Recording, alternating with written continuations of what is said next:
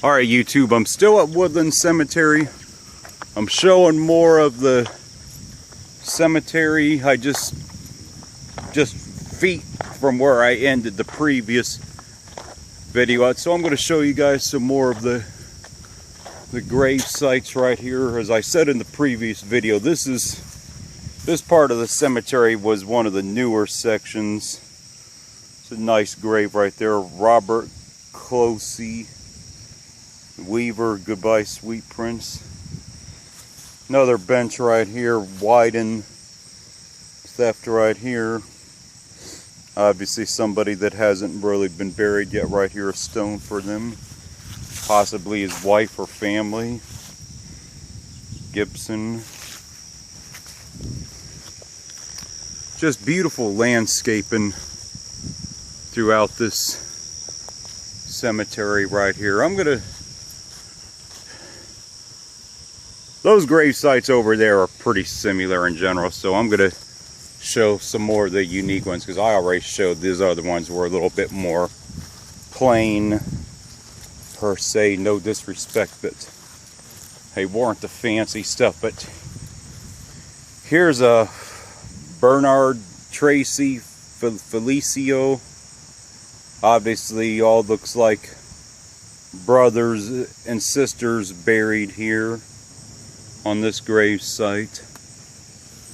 Yeah, Luis, Ruth, Walter, Dolly, Luis Felicio. Yeah, so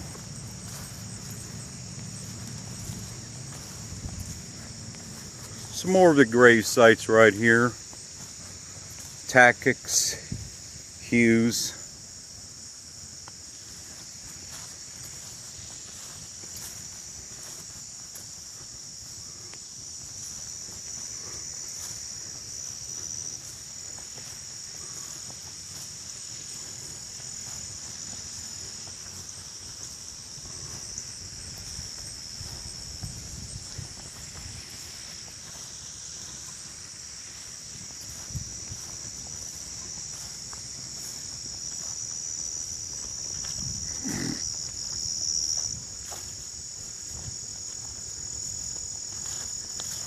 Yeah, there's a cross right here on this one Beachy right here.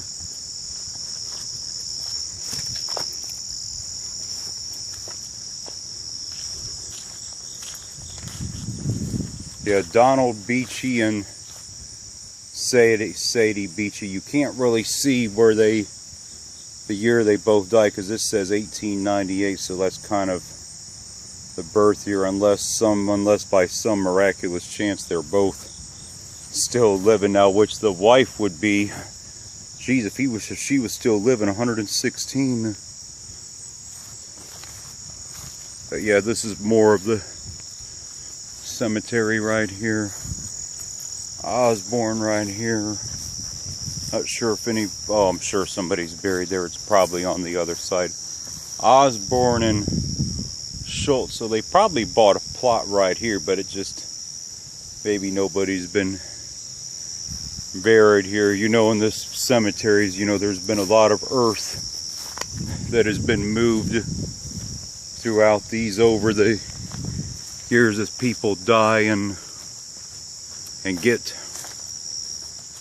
buried here. Yeah, this I believe will be the 9th or 10th video in my series of the Woodland Cemetery, you know, videos. It's been a couple months since I've last updated that, but that's okay. Here's another one, Schaefer right here.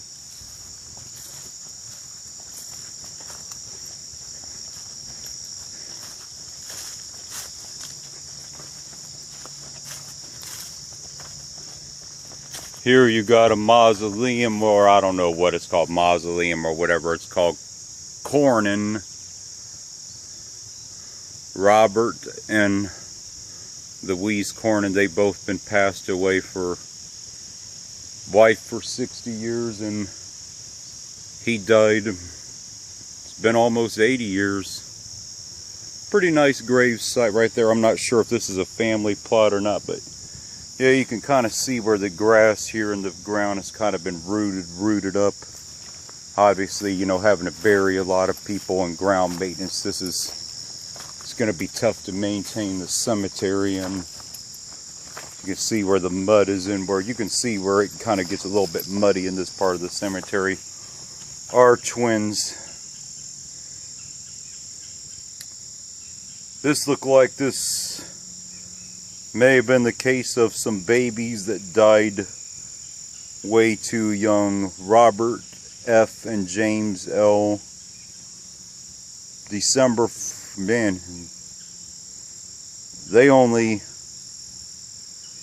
Robert only lived, geez, only 5 months old, and James only lived about a year old, so I don't know what happened, but it sounded like it was really tragic or some kind of illness. What happened in this cemetery, whatever happened in this case that they died, I don't know what kind of illness or something that may have been common at that point in time, but it's unfortunate.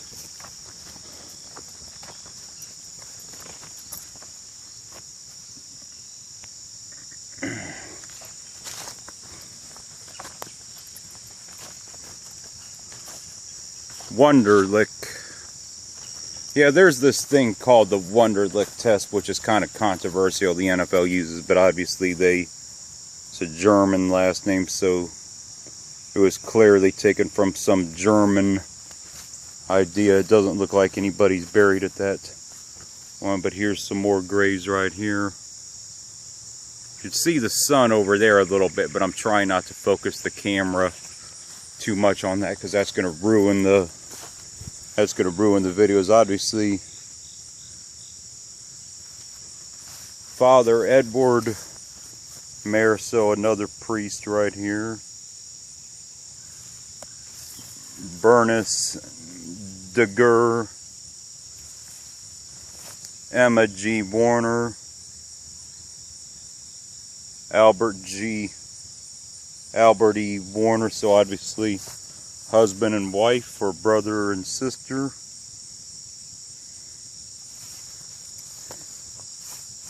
Yeah, you find the older graves, I think, in general, up on the hill in this part of the cemetery right here in general, but I've showed that in other videos before, so just going to show a different side of this today. I'm going to show the section that is really the newest one as well. This grass looks like it's pretty fresh. Might have been freshly sodded, because that's in pretty good shape. Here you got a couple graves right here beneath this, I believe it's a pine tree or whatever it's called. Feel free to correct me on that YouTube, but pretty cool right here. Weber, so John Oakman right there, Helen Oakman, and Robert W. Weber, so they're all passed away. I see if there's anybody on the other side of it. Yeah, it looks like this was a family plot. Although Lola Myrtle may still be living out of the bunch, that there's no thing for her yet, and there still is room for one more body on this, because there's nobody on that end piece right there. But yeah, here's this pine tree or whatever it's called. It's another grave right here. A Perfect Mother, Alice M. Davis, 1928 through 1955. So she was only 27 years old when she died. Yeah, when you go through these cemeteries, you certainly wonder about the stories of some of these people and how they died, and of course at the time, you know, what kind of illnesses, you know, were common, you know, when you go through these cemeteries. And when you see, like I showed a few minutes ago, like two twins that died so young, you just wonder what could have happened to those poor boys to have died so young like that. Obviously, I'm not going to get to cover every grave here because that would be impossible, but I'll get several right here. Forester and bleacher Dean E. He was passed away in '92, and Phyllis G. So maybe his wife, or she's still living apparently, I'm assuming. And here's somebody that could be really old, Virginia K. Jones. I do not see a number that indicates that she's died yet, but man, she would be 107. And although this is kind of, off topic from the video, I mean, I've mentioned this before. Ohio has an older population in general, a lot of baby boomers, so it's going to be very interesting to see who really fills these cemeteries 30 years from now, once all the baby boomers die off, because there's obviously going to have to be, some people that are immigrants to replace them. And I really don't want to get into the subject of the Mexican immigration subject, but if we could get some good immigrants from other countries, no matter where they're from, that would help.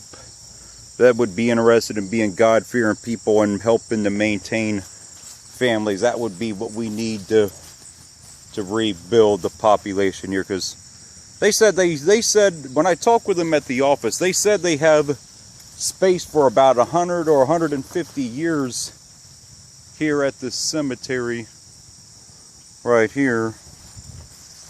And you could see that, yeah, there still is space right here. You got space right there, space right there.